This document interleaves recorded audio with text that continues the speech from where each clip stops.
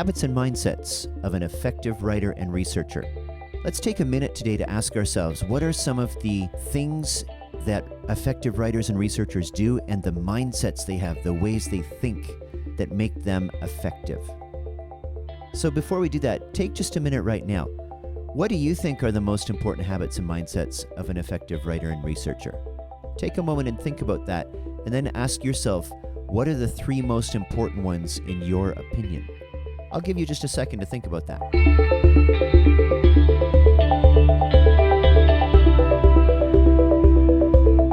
Well, here's a number that will really help you if you use them. Number 1, outlining. Before you write, do all your thinking and put it into a detailed outline. In other words, separate the process of thinking and writing. Start by thinking deeply before you start writing. Your outline forces you to put the thought in, rather than just picking up your keyboard or your pencil and starting to put whatever comes to mind. You'll be more systematic, more logical, and more effective as a research writer if you think before you write.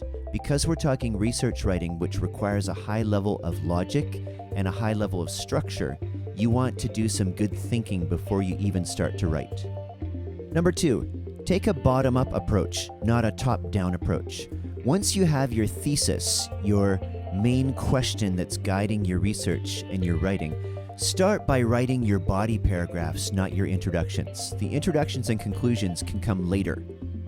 And this applies to an entire paper as well as with individual sections. You want to start with the body work.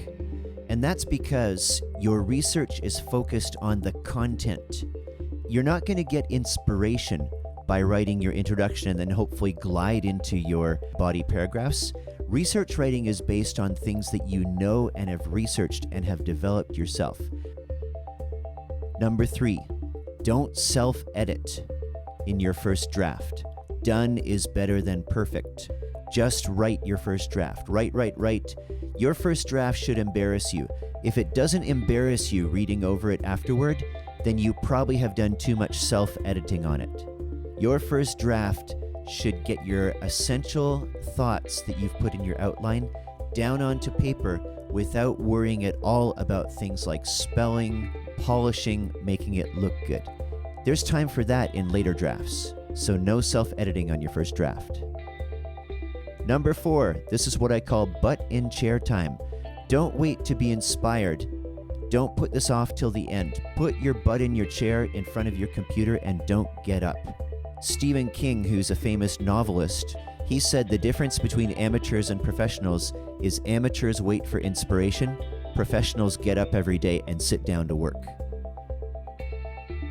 5th, use a timer. Write in intervals. Set yourself a timer for whatever amount of time that you are productive in. And once you start a session, don't stop it. My favorite is 50 minutes of work and then a 15-minute break.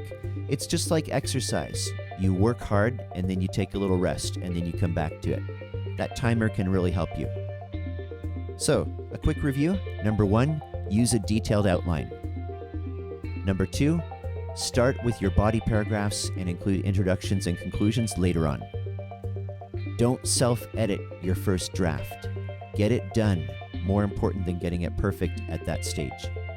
Number 4, sit down in your chair and get the work done. Don't get up for distractions. And number 5, use a timer. Write in intervals, just like you would exercise. Good luck on your writing, and I hope that you can develop some good mindsets and habits and become an effective writer and researcher.